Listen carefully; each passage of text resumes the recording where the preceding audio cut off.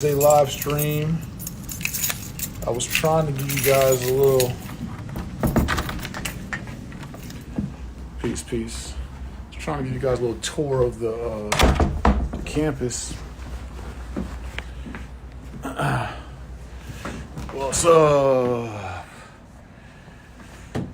Yeah. What's good, King Marquise? Peace. My brother Dr. Boyce Watkins is gonna hop on. We're gonna talk about some current events. He's coming on. We're gonna talk about some current events. Greetings, everyone, live from the Black House. I was gonna do this from the front lawn outside. It's a beautiful day, but we had a major corporation rent out our entire campus, so I am restraint to the office, but we want that lease money, that rental money. Tulsa Real Estate Fund, Treff Life, leasing out our campus. So anyway, Dr. Boyce is coming on. We're going to talk about some of the current events happening in the world, in the community. Doc should be on just shortly. Appreciate you guys for chiming in. I did somewhat of my own rendition, talking about solutions on violence in our community, rappers dying too young. I want to hear some of Dr. Boyce's comments on that. And also want to touch on Kanye a little bit and his conflict, I guess, with the Gap and other networks and outlets. So we want to talk about that a little bit. Just current events vibe. Me and Dr. Boyce have to get together and do some current events together, share perspectives, and those kind of things. He should be hopping on any minute. I told him 3 o'clock. I was a few minutes late trying to find my location, so we'll give Doc some grace. What's up with you all? What is, if everyone can, how about this real quick? What is your biggest blessing this week? If you could put in the chat your biggest blessing. What's your biggest blessing this week? But also, what is your biggest challenge this week? Or just in life, right? At this state in your life. What is your biggest blessing? What is your biggest challenge? For me, I'll go challenge first. And that is just so much to do. I work hard and vigorous. And I chip away at to-do list. And then I look up and it's like, still more to do. It's like call, email, work, underwrite, scrub, tour. It's like, it don't stop. But that might also be the blessing, honestly, is that I'm active, I'm healthy. I have businesses that are moving. We have momentum growing. We've survived storms and pandemics and everything else. So that's my blessing and my challenge. What about you all? What are the blessings and what are the challenges? Make sure my do not disturb is on. My wife and my business are my biggest blessings. There you go. You got some points for that one. Being patient and let God is my challenge. Yeah, let God do God. While we got to do our work, but we got to let God do God. I'm still alive. My challenge is learning all of this real estate. It is a lot to learn, but it's so worth it. Because what you're learning in real estate, you now can pass it on to your family and your heirs. And now they have a way shorter learning curve because of the investment and time and sacrifice that you made. So now they don't got to learn as much because they're going to grow up knowing it. Where we got to learn from scratch, right?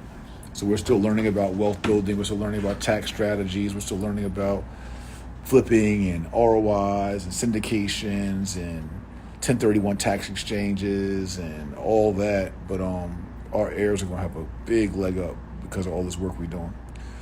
Biggest blessing is my support system and my nephews. All right, I love that. That was Beamer the GOAT. Blessings being healthy. Challenges being patient enough to learn stocks and real estate. And that's the Johnny Crown. Yeah, it's a fact. Like, you trying to learn 2 industries. It's some work. Challenge is my sister's husband's died. Well, God rest the dead. And bless the dead and bless your family. Challenge, relearning all the things I thought I knew about financial literacy. Yo, soon you thought you was financially lit, you found out it was a whole nother level to that joint, huh? Give me 1 second. I'm gonna text Dr. Boyce. Let him know I was on. We'll have Dr. Boyce on in a second. Talk some current events with you all. Right now, we're talking about blessings and challenges. Challenges staying outside my comfort zone sometimes. And then finding good help to delegate to. Listen, that's my challenge. There we go. Let's talk about that challenge. The good help to delegate to. That be a big one. The good qualified help. The good loyal help. The good professional help. The good on time help. Astute help. Integrous help. All that good help to delegate to and to work with and partner with. That is a challenge, especially as many of us as entrepreneurs and legacy builders, for sure, 100%. What else we got in here? We're talking about challenges and blessings.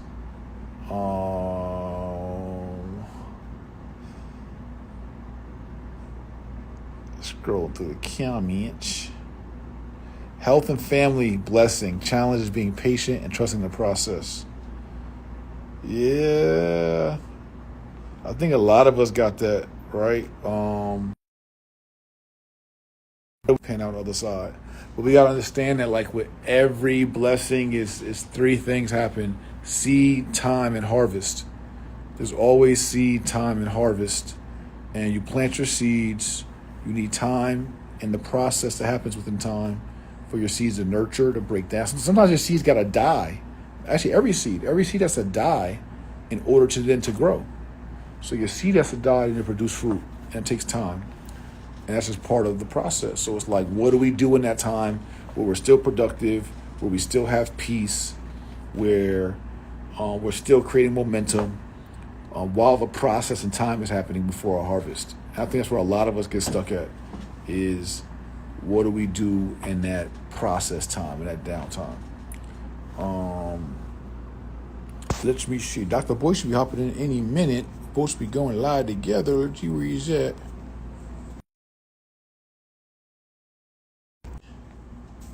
Hold on, fam. I don't see a request from him. So, Dr. Boyce should be in any minute. He probably got caught in the call. I know him. But we're going to be talking about a little bit of current events. I don't even know this mermaid thing he's talking about, like some racist mermaid. I kind of caught a whim of it, but I don't be in all the gossip and all the current events like that. But we'll talk about that. I want to hear from him on that. We'll talk about Kanye a little bit and his business journeys and revolutionary work, and then challenges in our community, violence, murders, rappers dying too young, what we can do about it, should do about it, and just keeping a conversation, a productive solution conversation going. That's my thing. It's like, I don't mind talking about the current events. I don't mind being a part of the trendy gossip, the trendy news, but it gotta circle back to solutions, or we're wasting our time. I'm wasting my time, you're wasting your time if we're not talking about solutions. So it's about learning from these adversities, these obstacles, these challenges, and just learning from life, man. Life be lifing. That's my saying. Life be lifing in real life. And but God be God, know. So we gotta learn how do we maneuver through life? How do we continue to take every obstacle thrown at us, but understand that we got goals? And to me, excuses are really just your bailout to putting in the work or the discipline or sacrifice required that is needed to hit your goals. If you have a big obstacle, it just means you got to put in bigger work or bigger innovative thinking or be more strategic. Like there's no excuse to anything that we should allow us to stop us from our goals. Right? We got to figure out how to pivot, how to rework, all of that. And that's the energy I'm on, right? It's like self-account. Like basically, there are some legitimate excuses out there. But at the end of the day, self-accountability should drive you, and achieving your goals should drive you to say, yo, even though I had this horrible thing happen in my life that would have took down most people, I'm so motivated to reach my goal. Because at the end of the day, if you don't reach your goal, even if it was a good reason, you still didn't reach your goal. So even if you say, well, yo, I was sick, I had COVID, or even you say, you know what, it was like, you still didn't reach your goal. So even if the excuse was good, oh man, I grew up in a single parent home, you know, I grew up in the hood, or I got 3 felonies, and that's why I'm broke. I mean, that's legitimate, right? You grew up rough, right? You made some mistakes, but at the end of the day, you're still broke. So the excuse doesn't solve the problem. The excuse might make you feel better, or it might feel like you got an escape clause or something, but you still didn't reach the goal. You still got a problem, and that's from a community level down to a family level down to an individual level. It's like no. My thing is no excuses, just results. What's the result, and what's the outcome? You know what I'm saying? What's the outcome of the things that you are pursuing? And all we want is even if it's like not right now, right? Even if it's like I don't get my outcome right now or in a time frame I expected, but as long as I'm getting my outcome, right? Like that should be our goal. Quinn, you want to call Dr. Boyce for me? He's supposed to be on. But so what else we got going on? So I wasn't planning on going live by myself. The Doc's supposed to be here. He's gonna be here. But we try to do current events together every Thursday if we can, or however often we can. But can you hit Dr. B for me, please? You have his info? Or no? I do. Also, for whatever reason, your signal is a little choppy. It keeps pausing on calls or something. No, it keeps pausing because I keep trying to go to my text to see if I'm getting identification. Okay, this is a good one. Let's do Q&A since we're here. Cool. How do you identify what opportunities to get in? So are we talking about, well, you got different kind of opportunities, right? You have income opportunities, and you have impact opportunities. And I peace kings, peace queens. From an impact standpoint, I like to align myself and get involved with things that meet my vision, my calling, and what God put on my heart to do here on this earth, right? That's my purpose. And we all should identify that purpose. What is the thing that nudges us, that the unction that we get, the thing that bothers us the most to solve? That's our purpose, right? And so I like to align things with that align with that. My purpose, I really believe, is to play as big of a part as I can in a world problem, and a American problem, and a community problem, which is unity, justice, and repair for Africans in America and abroad. Basically, all the injustice, all the oppression, all the trauma, all the redlining, all the Jim Crow, all the mass incarceration, all the school to prison pipeline, all the dirty water systems, all the issues we see in our community, I constantly look at not pointing just to a government to fix it, or pointing to another nationality to fix it, or pointing to a rapper to fix it, or entertainer to fix it. I always point back at myself and be like, yo, what can you do to fix these problems? You identify the problem, so you can't say it's like Jay-Z, LeBron, Oprah, Barack, whoever. I look at myself as an accountable party for playing my position in how we solved the lack of unity in our community, the lack of justice that we receive, and the lack of repair that we have. So I like to align myself and impact things that meet that mission. On the income side, I like to get in situations that align with my ROI targets or my cash flow targets. And and particularly those I represent over 14,000 families and small businesses that are part of our Tulsa Real Estate Fund. So I love to find opportunities that can impact our funds, cash flow, revenue, and ROI goals. So I just reverse engineer and work backwards, and I get caught up in the mix of things because there's so many opportunities, so many options, so many things presented to you. But I like to try to strip away. And one of my new words, one of my key words right now is focus. It's like on my desk. Is just being more laser about what I get into. A lot of times, like especially right now in the information age with social media, we all bounce around and we like do so much because there's so much presented to us. But we got to get to a point of like laser focus though. CEO Matty J in the building. What up, King? I see you traveling the globe right now. So yeah, so I like to try to be focused as possible, and a lot of times it looks sexy and looks fancy to be big and wide, and we love the word scale. Everyone loves the word scale, but there's a genius about simplicity and about focus. There literally is.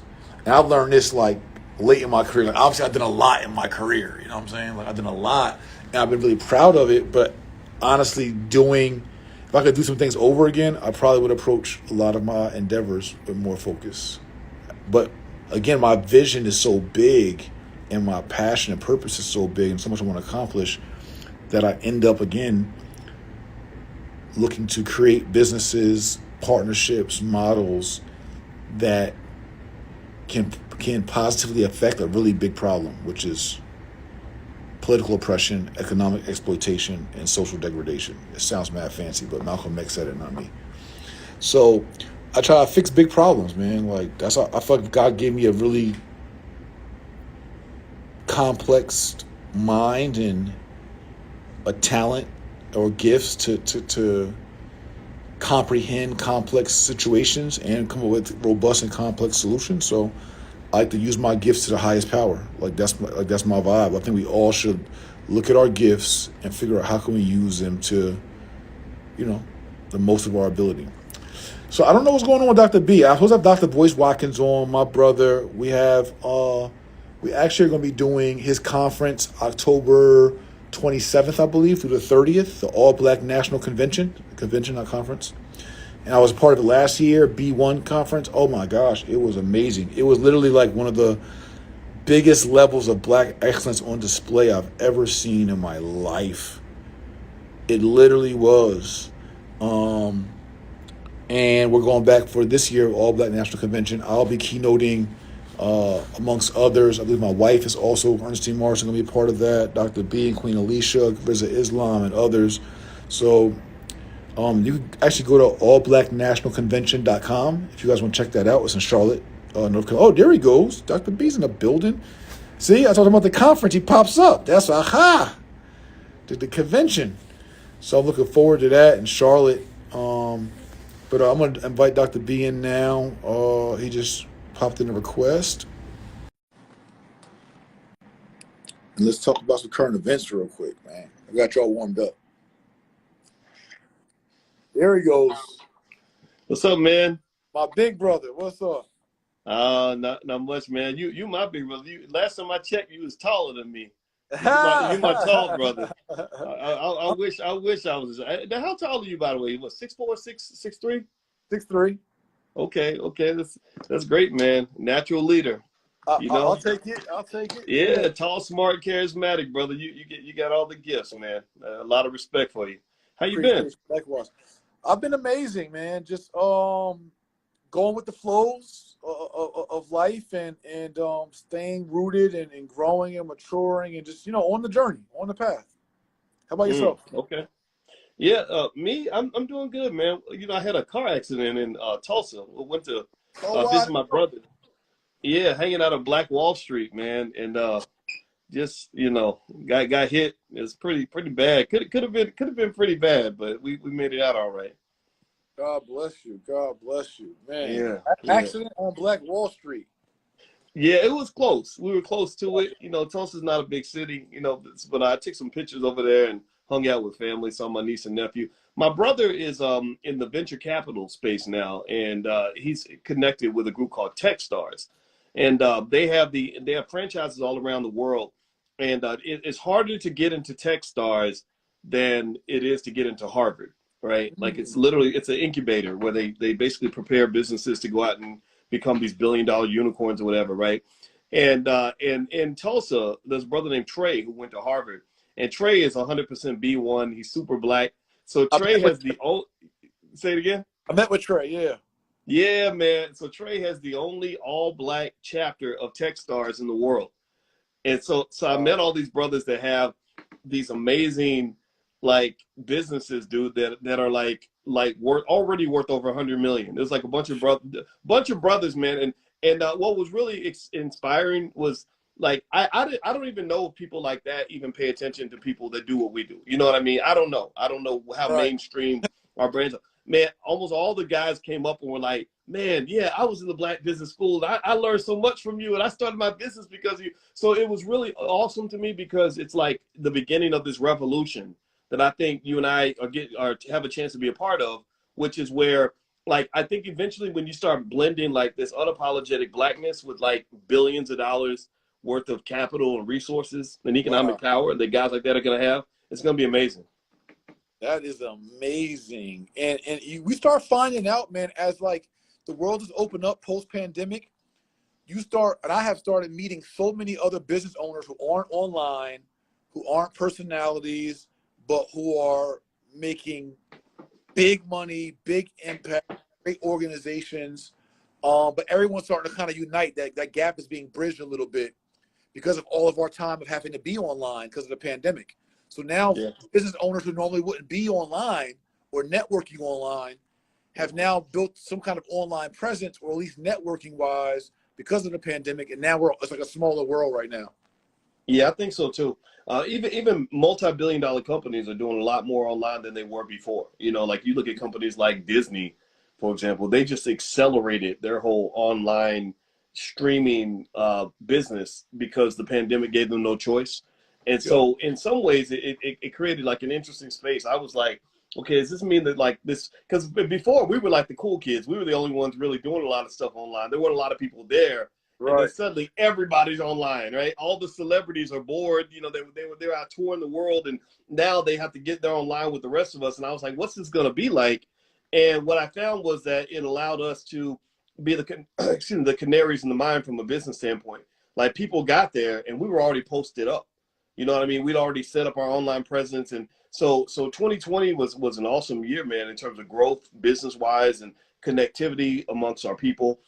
Even if you look at just the stuff, for example, that Ice Cube was doing politically, I think he was doing a lot of that because he was bored now. You know, he was stuck at home. So it's like, oh, well, let me just see what's going on with this black stuff. Next thing you know, he's become, you know, one of the most significant political activists of this generation. You know, so I thought it was great, man. I think the pandemic really shook up the world in a good way and kind of accelerated what I think was inevitably going to occur regardless. Yeah, I agree. So I want to hop into some current events. Someone put a good note in here that I'll tap on real quick. There's a mortgage company, Legacy Home Loans, black-owned mortgage company, national mortgage company. They have a special real estate program, mortgage program for first-time buyers or black homeowners that I don't have all the details in front of me right now, but it is a special credit program. I think it's like 1% or less down payment, all that. I just met with one of the founders before this call. So as a person put this in the chat, I just met with the founder, Nick Goucher, really bright brother. And, we collaborate and do some amazing things. But there's some great banking programs out there that are countering some of the programs you're seeing from Bank of America, some of the larger institutions who are posing to be a minority inspired loan programs. But I impacted one of my lives. I wanted to actually talk to you about it last week, but Bank of America marketed this loan for Black and Hispanic, borrowers or areas, but the loan's for everyone. It's Oh, just really? It's for everybody? yeah, they just market it like the big headlines are Bank of America launches minority initiative, Black and Hispanics, blah, blah, blah, blah. But they literally say in the article, because I read the article, that the loan is not for Blacks and Hispanics, it's for everybody. But it's no money down. It's like no credit score requirement.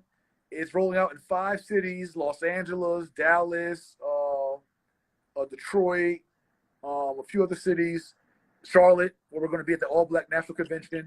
Is rolling out in these cities, no money down, no credit score requirement. There's even like a soft job requirement or income requirement. All these great benefits, which we can take advantage of. Mm-hmm. But it's targeting our communities, but it's for everybody. Right. So they're kind of using us in a way for marketing purposes. They PR by saying it's for us, but then they get to drive not only us, but also white people and other people to our communities to buy up homes in Dallas, in Detroit, in Los Angeles with 0% down, and basically accelerate gentrification by those who might be more qualified than even us to take advantage of this low qualification loan. You got to pass a home buyer class to do it, etc. So, I mean, I'm not, I don't like to be a pessimist or like a conspiracy theorist or like, there's benefits for us. Flat out, there's benefits that we can take advantage of. However, I know paperwork and I read the devil in the details. And if something is being marketed for us, but it's for everyone, there's something there. Now, back to legacy home loans, Black-owned National Mortgage Company, they have a program specifically for Africans in America, Black people. They have a program specifically for us that's very competitive to the Bank of America program. So I wanted to just on that since someone brought it up, and I think it is worth commenting on. Yeah, I think it's worth talking about. I mean, and if it's a Black-owned company, I'd rather support them anyway. I don't particularly know Bank of America being especially good at supporting the things that people like you and I are trying to do. So I think in general, I'll tell you, I found that things were just a lot easier once I got my personal credit score up and my business credit score up. Once you do that, and then you figure out how to generate, consistent cash flow, whatever you're doing, it's easier to get financing. But I think things are changing. I thought about what you said when, as the Fed keeps hiking up interest rates, I remember what you said about getting the equity out of your house, get it now. And now, you're seeing home values starting to go down. And I saw a story that said that tappable equity has actually started to go down for people. And so so I think that generally real estate's a good place to be. There's a lot of opportunities there. It's worth learning, but it's like sort of you always have to kind of stick and move, and I don't think that the country's ready to really do the things that it should be doing in terms of compensating or making up for the lack of opportunity that Black people have received for hundreds of years, right? I purely believe that the general country, meaning governmental system and corporate mentality is, how can we do enough to get everybody off our ass and appear to be doing something that's enough that just shuts it up and closes the door? It's not like, hey, how can we really solve this problem? Right? How can we really have redress? How can we really offer repair aid?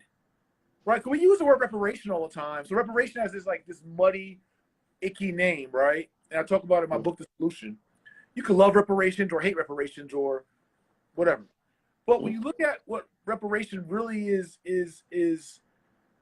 other synonyms for reparation is repair. Repair aid, repair resources, or redress. Redress is basically like, how do I atone or make whole for some mistakes that I made or some trauma or damage that I caused? That's redress. And so the country and the corporate participants haven't really shown any real interest, right? We can identify the problems, the school systems, the water, the violence, and we're going to talk about some of these things during this live. We can talk about them, but there's not a real sentiment that I sense that, even folks, many in our community, that really want to address the problem and really implement robust and comprehensive solutions. It's like, how do we do enough for the news cycle? Yeah, I think you know, they're not doing the right thing. They're not going to do the right thing for a very long time. And part of the reason they don't do the right thing is because we're not making them do the right thing. I think that the steps that are required for us to graduate to a level where we receive reparations and everything else that we want, one of those steps we cannot skip is the step of educating our people and getting us on some sort of accord where we simply demand what we deserve. Just the fact that I get so much shit in every election because I refuse to tell black people to run out and vote for a Democrat or a Republican. That right there tells me y'all ain't ready. You ain't gonna get shit from these motherfuckers because you are sitting there letting them pimp you and lie to you and give you nothing, and you feel like you gotta go vote. You're pressuring all your friends to go out and vote for nothing. Well, that tells me you don't deserve reparations. You ain't ready. Because it's simple. The solution's easy. All you do is you say, when they show up to your church and they eating barbecue chicken with the pastor and they swinging back and forth, when they start singing all the hymns and they say, come vote for me. You say, I will come vote for you. I just need to see the reparations plan first. If you do that and we do that consistently, then guess what? They're going to do what politicians do, which is they will give you what you need to get in order to get your vote. But what's happening really is that it's really a battle of ideas. It's a battle of culture. It's a battle of it's really even a marketing battle. So when you and I are out here speaking, and I'm saying things like, make sure you don't vote for nothing. Make sure you get something for your vote. Dr. Claude Anderson saying, you're saying, a lot of people say this. That message is being contradicted by major urban radio stations with paid off Negroes who got a big check from the Democrats to basically herd black people along like sheep. To play their role as political bosses, so rappers will come. I know a rapper who's pretty conscientious, man. You and I both know a lot of artists and whatever. One guy, I remember, he said that when I went onto an urban radio station, they told me that I can only talk about the Democratic Party. I cannot talk about the Republicans on any level. I cannot talk about options that black people have. He said, they told me I can't even talk about Bernie Sanders. And he said, they told me if I brought up Bernie Sanders, they would cut me off. And it was because of the money, right? So to me, when you're talking about things like black wealth, us educating ourselves and each other, and when you talk about black-owned media, all these things factor into our political possibilities and disposition and opportunities in the future. Because all politics really is it sinks back to a big marketing campaign. How do politicians get elected? They raise a bunch of money, they run up trillion ads, and they eventually their message breaks through the noise. So black-owned media, black-owned platforms that are used to advance the interests of black people are a critical part of us eventually obtaining the political sovereignty that we deserve. And I believe it's going to happen. It's just not going to happen right away. Yeah, there's so many points in that. But one is I'm part of the Hip Hop Caucus. I just partnered with them recently, who has they have a voting initiative. The founder is his name is Rev. I forgot Rev's last name. They've been doing it for 18 years. But what I love about what I've heard from him so far, from his own mouth and from their own mission, is not red, is not blue. It's be informed.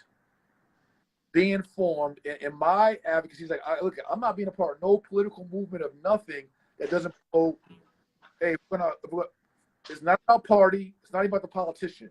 It's about what's your policies, what's your position, the things that affect me most, and what's your plan. What's your policy on reparations? What's your position on reparations? And what's your plan? What's your policy on healthcare or economics or education or housing or whatever? What's your position? What's your plan? If I don't agree or can't understand those things, then I can't vote for you. I'm not voting a party. I'm not even voting a person.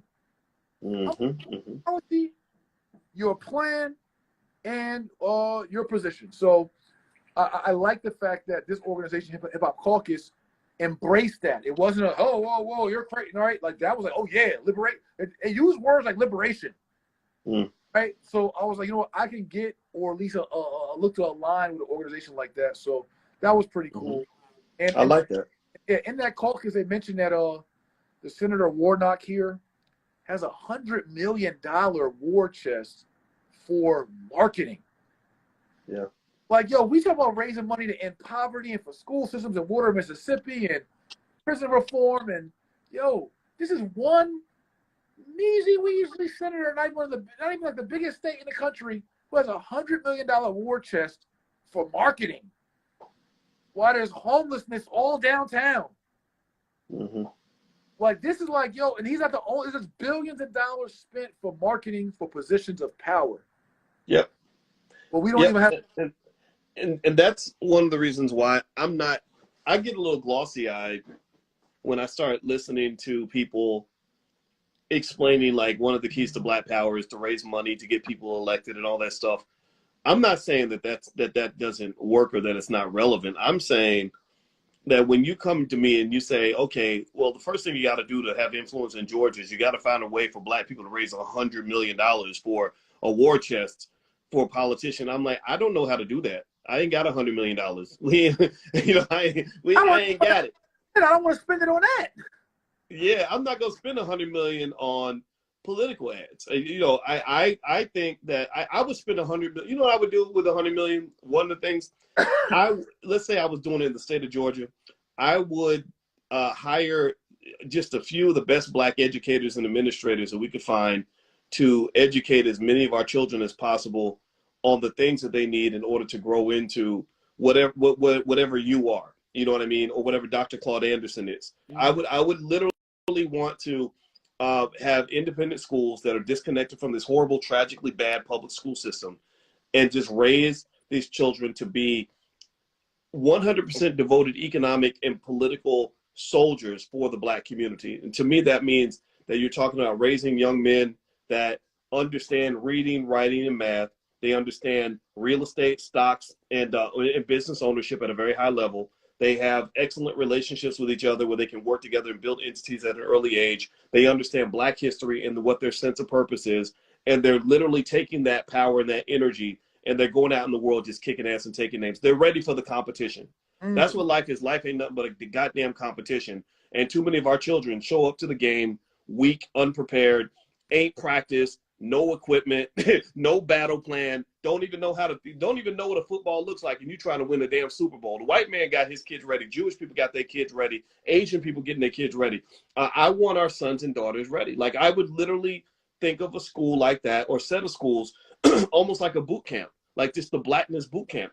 All the bullshit that I know I'm cussing a lot today. I'm gonna try not to cuss as much, but all the shit that you learn in these damn public schools, about 70% of that is stuff you will never use in your life. Why in the world are you wasting all that valuable time? These kids got to be ready for war, man.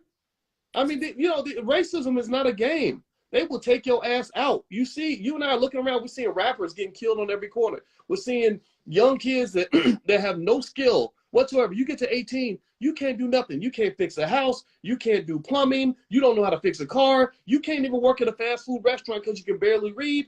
How are you going to make it? How are you going to succeed?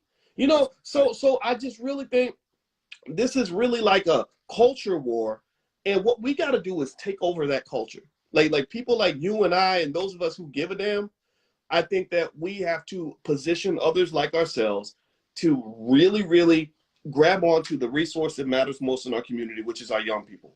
And because one of the biggest reasons that Black people cannot move forward is because you handed over your children to these terrible systems and the people running them who are designing your children to be weak and ineffective at almost every single thing that they do.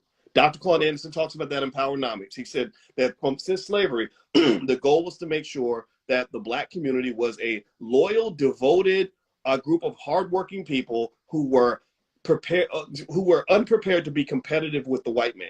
And that's exactly what they still do today. Let me teach you how to be. That's it. Literally, they're like, we're going to teach you. Come to our schools. Hey, Africans, you're free now. Come to our schools, and we're going to teach you how to be in this society. This is how you be. Mm-hmm. Here's your books. Here's your curriculum. And I appreciate you so much because you gave us a specific solution antidote.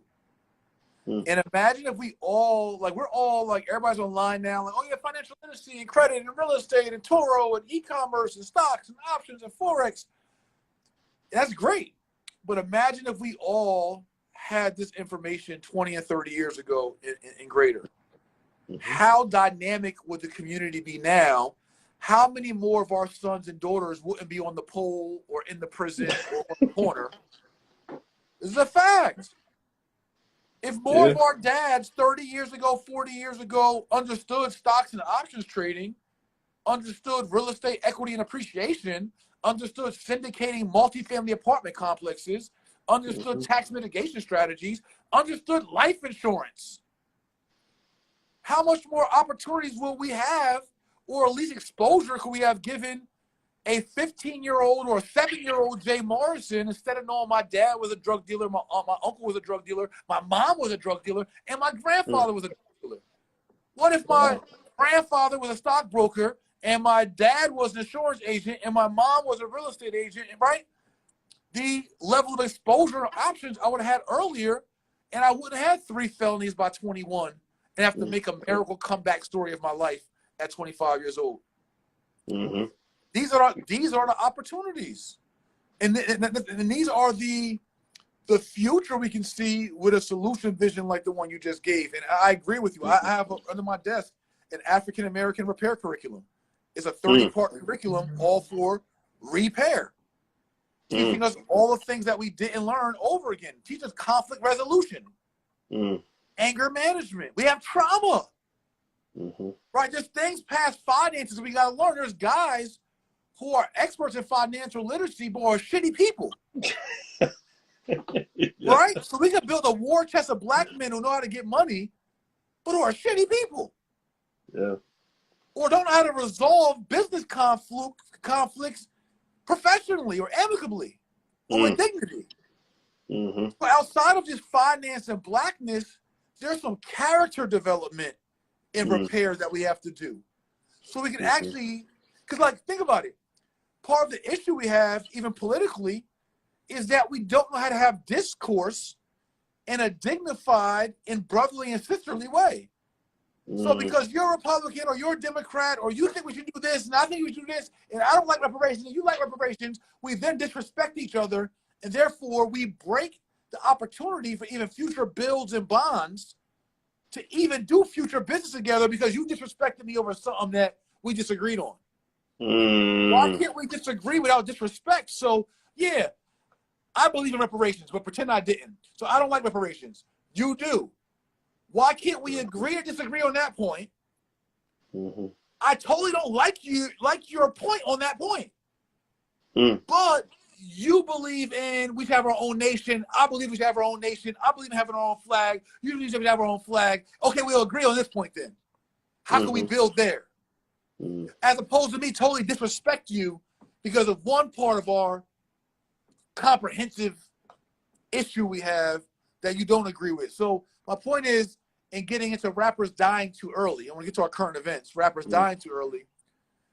My contention was there's a 2-part solution to violence in our community. Just 2 parts, literally, to solve 100% of our violence issues and our murder issues. Just 2 parts.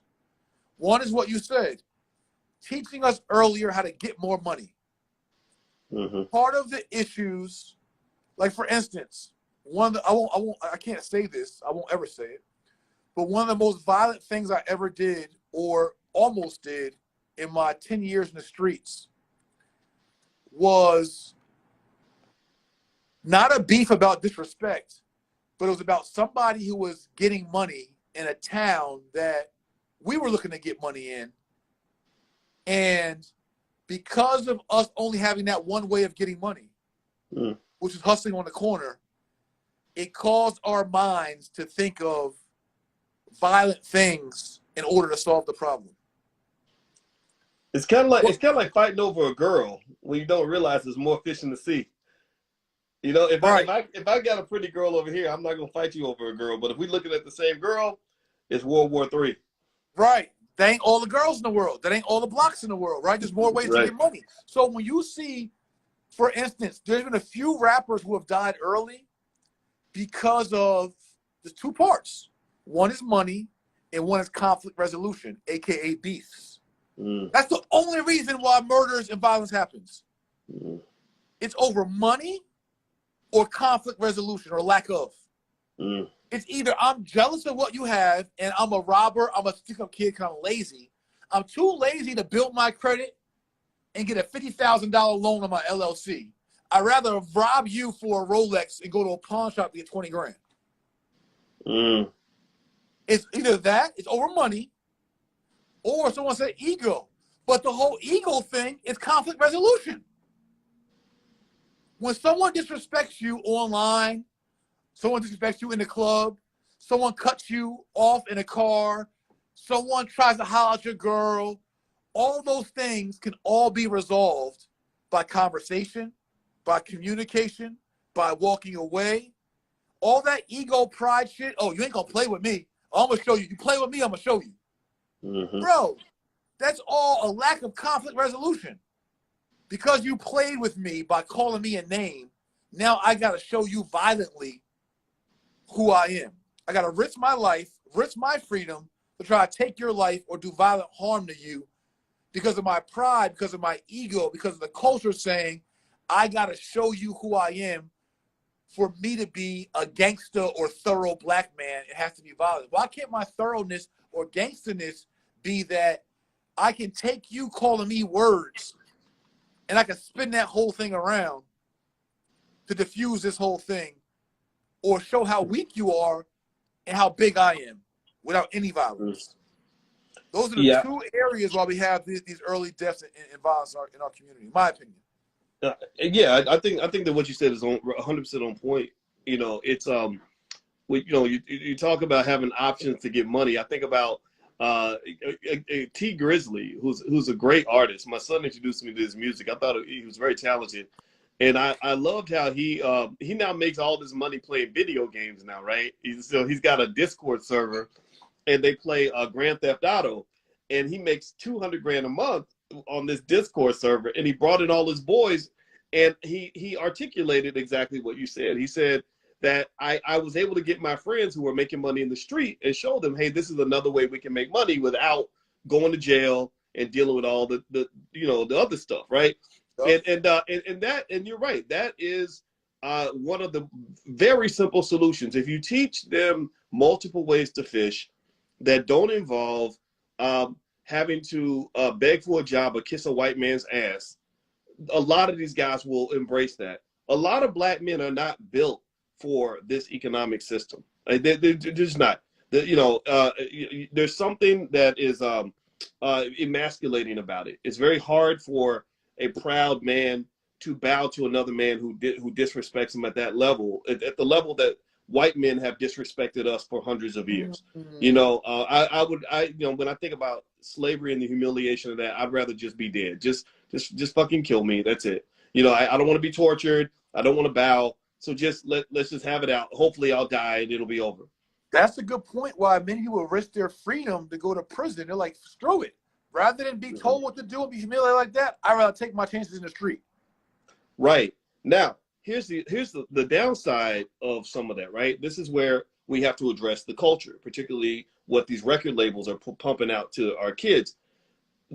Sometimes I think they touch the fire because they don't know how hot it is. They've never done years in solitary confinement. They don't know what that feels like to have your freedom taken away from your family for years and years. So in one moment, process this. This is a very scary, dangerous line that our sons have to walk, and our daughters too, is the line that says you can make a decision in a 5-minute span or less that has you incarcerated for 80 years. Wow. And so the brilliance behind a movie like Eddie Murphy, when he made Life, him and Martin Lawrence made that movie Life. I like that movie a lot because I believe that one subtle thing they were trying to do was to show them, like, this is what really happens when the excitement is over. The excitement of the crime, you in the street, you the man, you thugging, you'll pop a cap on anybody, you do whatever, right? Then they show you how boring it is and how terrible how painful it is to spend the next 60, 70, 80 years away from society. And I think a lot of guys, I feel most sorry for, like, those young guys that don't learn that and understand that until it gets too late. I cannot say that any better. And this comes from someone that served 2.5 years in prison. There's no way to articulate to anybody unless they go through it how boring prison is. Mm. Like, you just wouldn't know what it's like waking up every day in the same place, doing the same thing, around people you don't know, watching Jerry Springer on TV. Like, what are we doing here? Like, it's like the most, like, especially for somebody that has like a bright mind, it is literally like torture. And I had a cellmate who was a double lifer at 2 homicides and 2 life sentences. I've watched guys with 30 years, 70 years, 13 years. And someone said to me, they were like, well, every black man in the hood before they graduate high school should do a year in jail. And it sounds like the craziest thing in the world. But honestly, if many of these guys had a sample of what it was like, you'd be like, nah, I'm cool. I'm off that, bro. It's like I listen to rap music and different things. Like, I rock to it. I listen to trap music, all of that. And it's like the level of promoting murders and putting money on your head and popping your top and don't play with me is like, and I get that bravado. I come from that. I 100% get it. But the level of consequence you have to face for one of those things going wrong, it's so like, I know guys in my hood where I grew up who we call busting their gun. And they got celebrated in the hood for busting their gun. Like, his gun go off. Like, it's literally like a thing, like you wore a nice outfit because your gun go off. But then the same guy is inboxing me now who's finishing up 25 years of a 25-year life sentence. He went away when we were 19, bro. I think I've not met a killer yet who went to prison who would not take that decision back, being gangster. And the thing about it, the real sinister thing that happens in America that we have to fight against by any means necessary is the fact that society sets itself up in a way where they're not hearing from guys like you and I at the way they should. Right. They're hearing from this media that's created a scenario where black people and black culture is this oversold commodity. It's a minstrel show for their entertainment, and it produces a toxic waste product, which is just ineffective human beings, incarcerations, broken families, all that. And it's all dumped on us. It's all dumped on our community. We're the ones forced to deal with all that or figure out what to do with this guy who's been locked up for 25 years away from his kids, but it's created by this commerce, this activity. Okay, this hip hop music industry is very profitable. We're going to find our next kid in the hood. We're going to put $1 million behind the marketing of a message that we know is toxic, but we don't care. Because who cares what happens to a young black male who's influenced by this message? They wouldn't do that to white kids. They wouldn't do that to Jewish kids. Just the idea, we should be offended by the idea that a network like a BET that's not even owned by us, that's owned by the Redstone family, that BET would literally claim to control our culture. That's offensive to me because the Jewish community would never allow me to own a network where I get to decide what their culture is going to be. They would probably have me killed for that. So I think that as black people, we have to start waking up and smelling the Kool-Aid on this and really elevating our thinking. And we have to be fearless with it. We have to get in their faces a little bit and fight our asses off. I thought about that yesterday. 2 things I just thought about. One is, I don't even know if you could even do it with a movie. I just even like just 48 hours of like what it's like in jail. Like the whole 48 hours though. So like in a movie, you can't do it because a movie's gonna get condensed to 2-hour edit. So you're going to think you're in jail in 2 hours. No, I want you to know what a full 48 hours feels like when it's chow's up at 6, lunch at 12, you're in line, chow up again at 5 as your last dinner. So you're eating dinner at 5 o'clock, lights out at 10, and then you got to have your head on a swivel, worry about this guy, that guy, new guy came in, this guy just stabbed that guy, this guy's in the fight.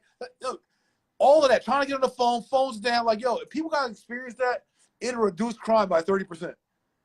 People just don't even know the consequence, and they're so jaded by music and movies. Boys in the Hood, New Jack City, all the newer movies, all of that. In video games, it seems fake until you're really in there. You're like, oh, it happened to me, so I know. After your first month, you're like, all right, cool. 2 months, cool. 3 months, cool. 4 months, 6 months, you're like, damn. You hit that year, you're like, yo, wait. If you got to do multiple years, that's multiple Christmases. You did New Year's once. You looking at last New Year's. Shit, last New Year's I was in here. Damn, last Christmas. Bro, you know what that's like, do that year after year after year? Every New Year's you're celebrating with men eating noodles in jail? That's terrible, It would man. change people's gangster, I swear to you. And then what we said earlier is people getting more money. You'd realize my life is worth more than me killing you. You know, like I thought about it like people, especially online, even in person though, even in real life, they should not be able to put a battery in your back by saying words to you to make you move in a way that could lose your life and your freedom. Like, there's no amount of bitches you could call me or names you could call me that's going to make me lose my freedom to show you can't call me that. Right. Like, bro, are you crazy? Like, you can't put a battery in my back to make me jump out there and lose all that I got to prove to you how big of a man I am. That just sounds crazy, bro. And a real man knows what another real man is capable of. So I never would call you out of your name because I assume that you might do to me what I know I could do to you. And I don't want to motivate you to do to me what I might or could do to you. So I'm never going to disrespect you like that online or in person because I don't want you to take my life and I don't have to risk my life or my freedom and take yours. So that's my motivation for conflict resolution, or just to walk away or to sue your ass. Because I don't want to get into a squabble with you that's going to cause my freedom to be taken away because I know what that's like. See, if I don't know what it's like, my freedom to be taken away with, because all I got is county jail time for 30 days, or I've never been in jail, I got probation, I think it's all fun and games out here. Because I never stood in the chow line at 6 in the morning getting breakfast and saw three guys in front of me get stabbed up in the morning for breakfast. So I think it's sweet out here. So I think I can call you all kind of names because it's sweet out here.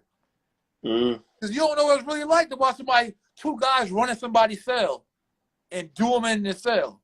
Like a guy that I have to go in a minute too. I know we didn't get the Kanye coming other topics, but no, that's okay, man. That's all right. I'm enjoying it. I had a guy. His name was Mel from New York. We ate together. We worked out in the yard together. We chilled together.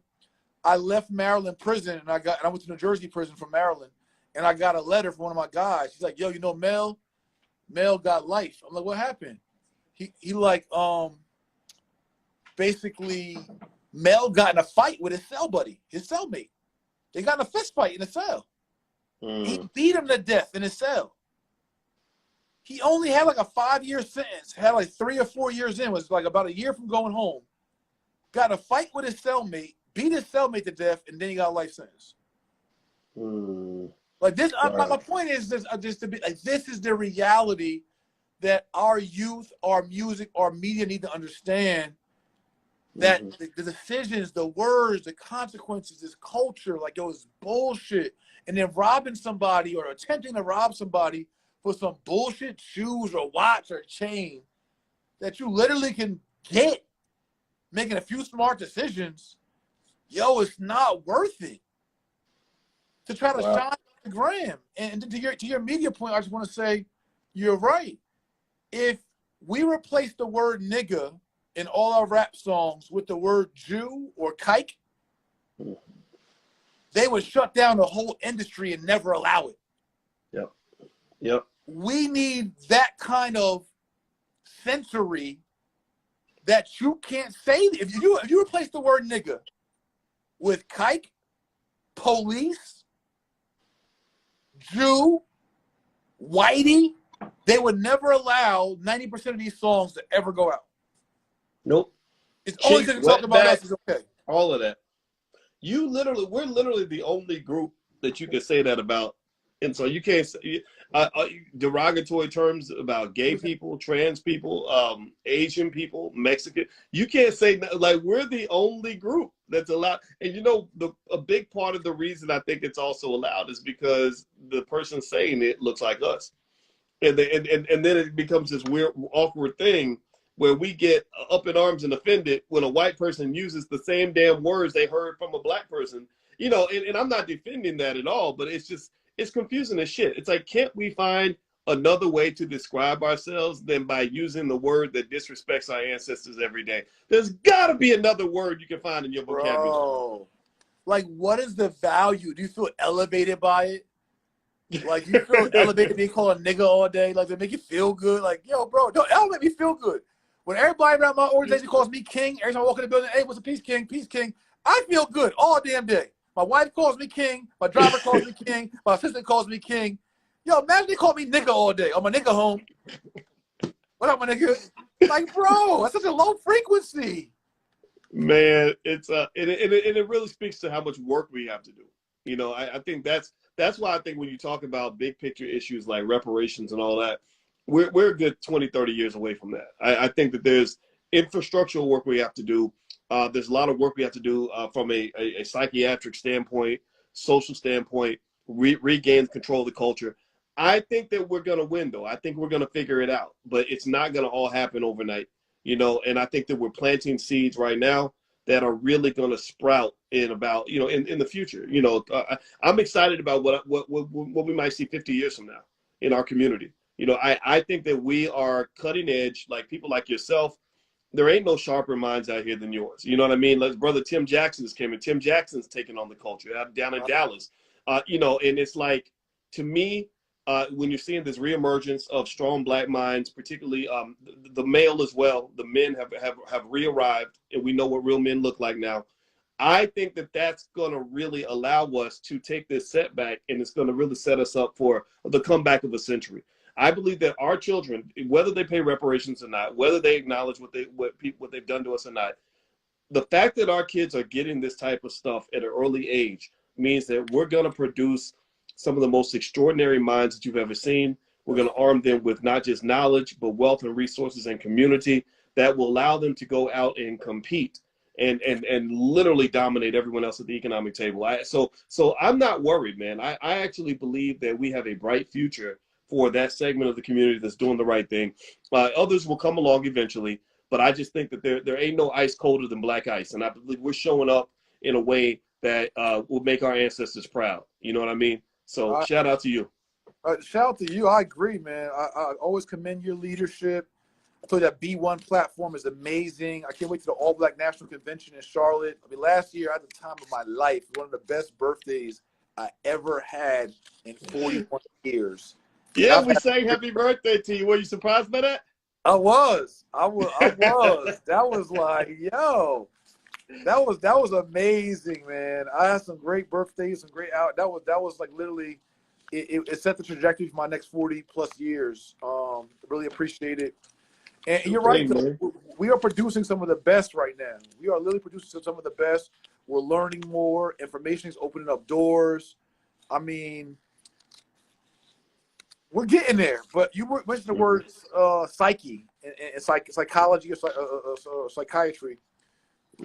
It's a lot, man. It's a lot in our minds and in our heads that has to be like, that's that redress and that repair.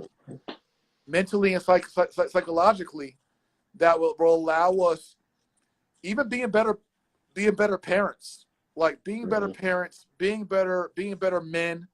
I think how we approach nation building and power is all wrong because we're taught all wrong. I respect. I would never, ever, ever, ever disrespect any of the words of the Honorable Elijah Muhammad or Minister Farrakhan or the Nation of Islam. I would build on a quote that he said. There was a quote, I believe, by Honorable Elijah Muhammad that no nation will rise higher than, I think it's how it treats its women or its women or something to that effect. I would build on that and say, though, no nation grows more powerful than its fighting age men. Every nation since the history of nations has only rose to power to the degree of its fighting age men. When Russia invaded Ukraine?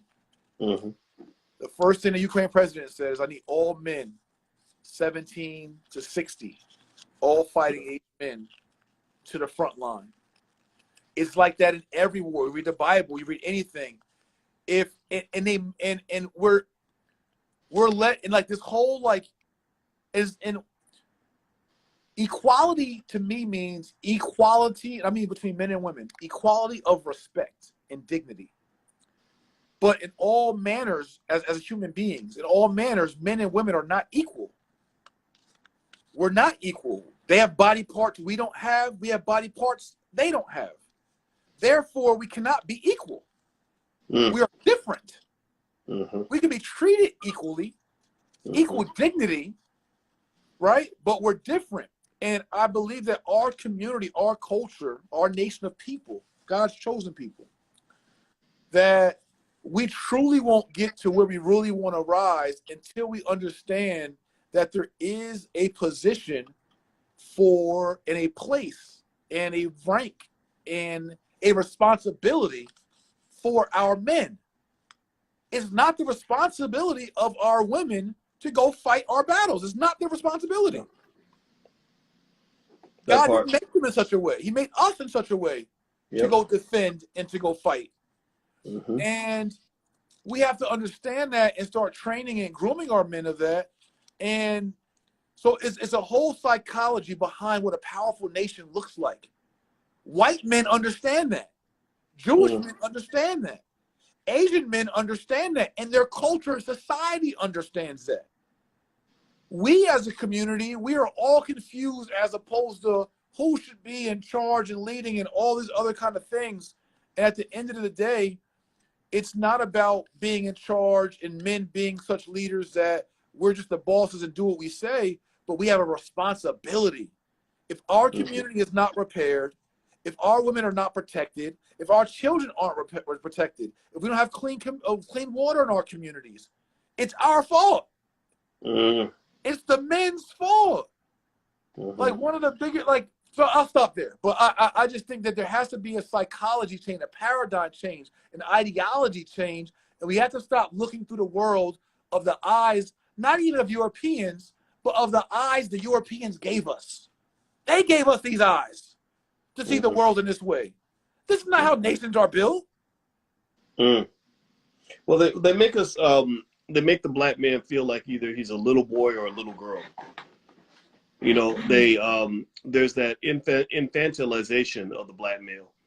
You know, I feel that way every time I see some guy that's 38 years old, you know, and he's acting like a teenager. You know, his pants are sagging. He's trying to, what's that again? Like a little boy. Yeah. Right. You know, and the thing is, again, this goes back to that so-called culture that they push on us. And what it does is it makes the black male, not all of us fall into this, but it makes some of our men unprepared to compete on any level. Your whole family's under siege. Your kids out in the street, your woman is unprotected, and your community's falling apart. And all you know how to do is complain about it and hope that some other man comes along and fixes these things. And I think that means that you have a lack of understanding of human nature and even basic biology. You know, my father always taught me that the man who's fixing the problems in your house is going to be the man who's fucking your woman. You're no longer the man of the house anymore because he's now the man of the house. Right. And I think that unfortunately a lot of our men never learned that.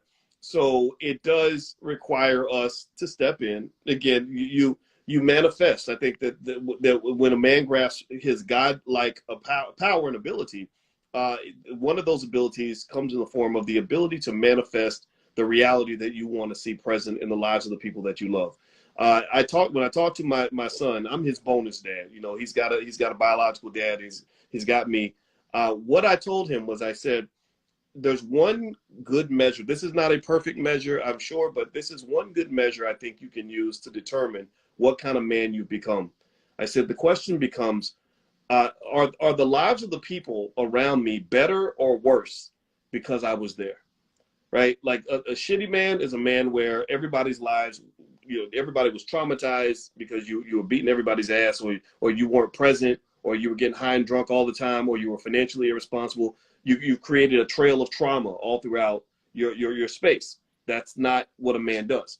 But then you've got those men, where at their funeral, everybody's there, saying my life is different because of this person. My life is better because of this person. I'm educated because of this person. This person mentored me. This person helped me out when I was in the spot, right? And as I told him, I said, that's the kind of man you want to be. That's the kind of man you want people to see you as at your funeral. You want people there celebrating how great you are, not people sitting around trying to find something good to say about you when you led an otherwise shitty life. Yeah. And I don't think those conversations happen enough. And it plays out. You see it play out when you're seeing men creating children and scenarios where it's not a family structure that actually works, because you're not even protecting your seed. You're not thinking sort of in a way that in which you understand what your role is in this world. Your role isn't just to run around and get ass and get money and smoke weed and all this other stuff. Like, at some point, there's a point where you have to be responsible for something. And so I'll make this last point, and I know you got to go, but I'll make this last point. You know, there's a lot of conversation on the internet about masculinity, you know, what it means to be an alpha and all this other stuff that's out there. And I would say that if you want to talk that masculinity talk, where I come from, one form of masculinity came in the form of having something that is yours to protect. Something that is yours, where you have influence and some degree of control in this space. And, you know, like my father, when he tells me about, my biological father was a drug dealer, drug addict, went to prison, wasn't present. So I lucked out. I was adopted by a man who overcame drugs. Drugs was one of the big factors that harm Black families. So I hate drugs so much, because it did so much damage to us. But my other father was also hooked on drugs, but he overcame his drug addiction and raised us well. And one of the things that he told me that he decided when he met me when I was 2 years old was, he saw my mother, he saw me, and he said, "These are mine. I'm responsible for these two people." And that was his territorial macho man, you know, masculinity. Some people will call that toxic. We didn't call it toxic. We were grateful that this man took it upon himself to take responsibility for us and protect us. So to me, when I look at a man, and I think a lot of African tribes think this way as well, is when they're trying to decide if you're a man, they look at you and they say, "Well, what are you responsible for? Where is your kingdom? You're a man. You have nothing. You have no territory. You have no family. You're not married." They don't even. There's a lot of tribes. You probably know this as well, better than I do. There are a lot of tribes where other men won't even have a serious conversation with you if you haven't taken on a wife and children. You know. The essence of being a man is being responsible for something. Yes. Even from a biblical perspective, like, that is literally a man's job, is to cover his wife, his children, his community, right? Like, that's our job, right? Our job as fathers, as men, is to cover. Yes. If you have nothing that you're covering, you are lacking manhood, right? It's not about just enjoyment. Like, that's not it. It's literally about, like, and so to your point, that responsibility, see, when manhood is not defined properly, it gives you the out to plant a seed in a woman and then dip off and not be responsible for the seed, but still be accepted in general culture. Like, a man that's not taking care of his seed should not even be a man that's accepted in our cultures. Like, that's your job, your responsibility. You figure that out. You know what? Oh, my baby mama's crazy. Oh, this and third. Bro, you knew that when you planted a seed in her. Be careful where you plant your seeds. You were an irresponsible farmer, or what we call husband. Irresponsible husband. You planted a seed in toxic soil. So now, take care of the fruit. These kind of principles, though, of manhood, of rites of passage, these kind of principles will produce a better person in our culture than the excuse culture that we have now. And the free-for-all, willy-nilly, do what you want, it's all good. That whole vibe. We literally have run from responsibility, and like responsibility. Like, my mom always said to me, boys do what they want to do, men do what they have to do.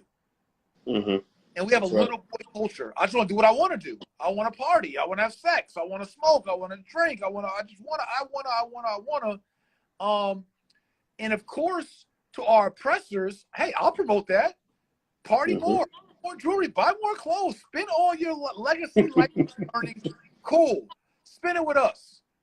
And then, go ahead and get it right back and spend it with us some more. But So yeah, it behooves others, because what does it look like if black families were, one, reproducing more, not killing millions of babies a year, not letting millions of babies go? What would that look like if we had more sound, astute, raised by responsible men, fighting age men? Who's the benefit for us having a greater population and a greater population of responsible, educated, God-fearing men? Who benefits more from that, and who loses or who is negatively affected most by that? The people trying to control us and oppress us. So we got to understand that it literally is a responsibility of us to create, procreate more, raise more children, have more families, be more responsible. Like, that literally is our responsibility if we truly want a nation build. It literally, we are literally talked and promoted out of family. So being a player, being a Rolling Stone, doing all those things, being a pimp, all those things are promoted in our community and our culture as the cool things. Having multiple women, but women you ain't even taking care of. Having multiple children, but children you're not even taking care of. But that makes you cool because your gun goes off. Yeah. Well, they're always going to that narrative for sure. Well, they're always going to promote that which keeps the black man weak, or that which makes the black man not exist. I mean, the whole objective is to make sure that you never grow into a threat. They want 1 million Malcolm Littles, but they don't even want one Malcolm X. If one Malcolm X was enough for them to get him killed, imagine if you had 1 million of them, right? So when we're building our Malcolm X's, building our young Garveys, building our next, Jay Morrison types in the world, we have to know that that's our job to do.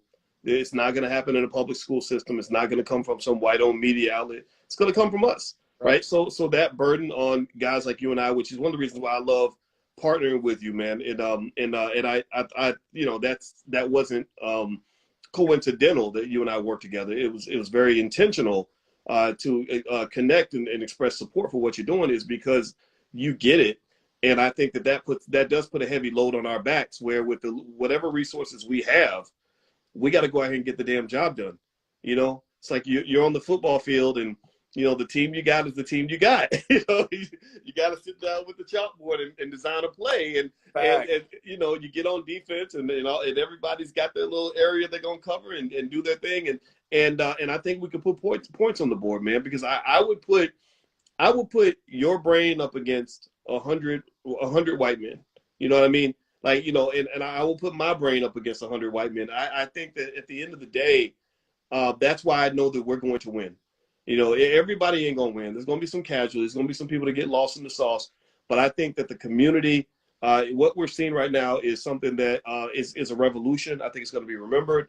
And I really think this is just the beginning of the most extraordinary. Like, I think in 100 years, you're going to see young black B1 people that are running trillion-dollar companies. I believe. You know what I mean? And at that point, the seeds that we're planting, the fact that we're documenting our ideas and things like that, you understand legacy better than anybody. I think that those ideas will form a foundation for what they do with that power. It won't be misguided power. It won't be a bunch of rich Negroes who don't understand what to do next. They'll have a plan and an agenda. They'll execute the agenda, and they'll remember what Powernomics was all about. Powernomics defines power as the ability to pursue your agenda despite the opposition of others. A powerful man can do what he needs to do, and he doesn't have to worry about whether people like it or not. He just does it. So for black men, we got to get out of the habit of sitting around and complaining about what white people will and won't let us do. Like you said, a man does what he has to do. He finds a way to get it done. He doesn't give up. He's persistent. So these basic fundamental values are what's going to lead us to win. So I'll go to battle with you any day, man. I just want to say that. Absolutely. So, vice versa, always. I'm putting in a chat for everybody. Dr. Boyce and I, we will be with so many others at the All Black National Convention. That's October 27th to 30th, right? 28th through the 30th, Charlotte, North Carolina. Charlotte, North Carolina. I'm putting in a chat for you guys. If you all enjoyed, got empowered by, inspired by any bit of this conversation, I didn't put that. I did. Okay. Yeah, come to allblacknationalconvention.com. I'll be speaking, I believe, keynoting there, lecturing. Dr. Boyce will be there. This is one of my leaders, one of my heroes, our heroes. I always tell you, you are truly a pioneer of much of what we see in the Black financial literacy space today. You inspired me, and people call me a pioneer. I'm like, shit, I'm a bit of a trailblazer, but Dr. B, I was looking at him. So, Wow, definitely thank you. for that great work and selfless work. But guys, come to the convention. It's B1. That's Black One all day. B1, October 20th to 30th. October 30th is my birthday. We celebrating again. We're gonna do something special. I don't know what, but Yes. it's going up. It is going up. So Yes. 42 years old, Jackie Robinson style, number 42. Guys, come on out, man. Screenshot this, allblacknationalconvention.com.